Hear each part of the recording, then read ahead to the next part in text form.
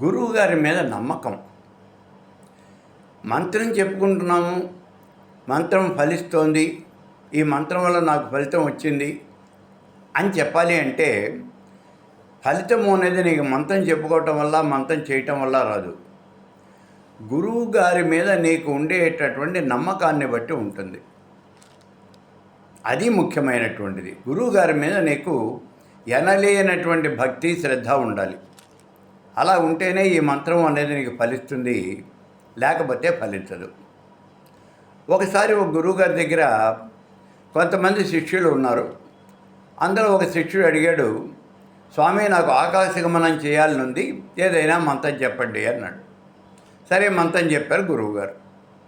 ఇంకొక శిష్యుడు కూడా వచ్చి ఇదే మాట అడిగాడు, వాడికి ఓ మంత్రం చెప్పారు. ఇద్దరు కూడా ఆకాశంలో విహరిస్తూ ఉన్నారు. చాలా సంవత్సరాలు గడిచిపోయినాయి. ఒక రోజున ఆకాశంలో వీళ్ళిద్దరూ కూడా ఎదురుపడ్డారు. సరే పూర్వపరిచయం ఉన్నది కాబట్టి ఒకళ్ళనొకళ్ళు పలకరించుకున్నారు, యోగక్షేమాలు అడిగారు. ఇప్పుడు ఒకడు ఇంకోటిని అడిగాడు, అరే నీ గురువుగారు ఏ మంత్రం చెప్పారయ్యా, ఆకాశగమనం ఎలా చేస్తున్నావు అని అడిగాడు. నాకు కా అనే మంత్రం చెప్పారు, ఇదే అక్షరం చెప్పారు, ఇదే మంత్రము అన్నాడు. ఉండబట్టలేక వీడు అవతల వ్యక్తిని అడిగాడు, నీకేం మంత్రం చెప్పారు అని. కీ అన్నాడు.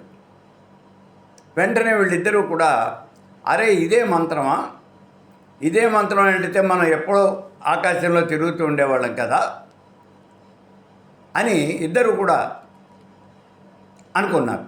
అంటే గురువుగారి మీద నమ్మకం పోయింది. ఇదే మంత్రమా అంటే వెంటనే ఆకాశం నుంచి ఢమాన్ నేల మీద పడిపోయారు, పతనం అయిపోయారు.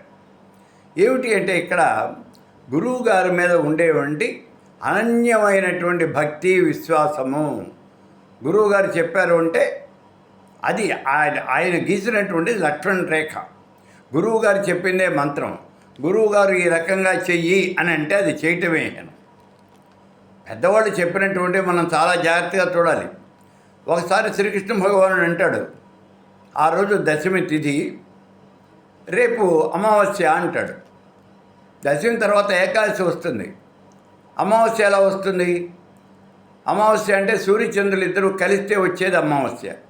వెంటనే సూర్యచంద్రులు ఇద్దరు కూడా పరిగెత్తుకు వస్తారు కృష్ణుడి దగ్గరికి.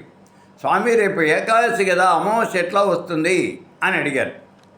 ఆయన నవ్వేసి, అరే పిచ్చిమొహాలారా, రేపు అమావాస్యే కదయా, సూర్యచంద్రులు ఇద్దరూ కలిస్తే అమావాస్యే కదా, మీ ఇద్దరూ కలిసే వచ్చారు కదా, మరి రేపు అమావాస్యే కదా అంటాడు. ఇలాగే ఉంటుంది.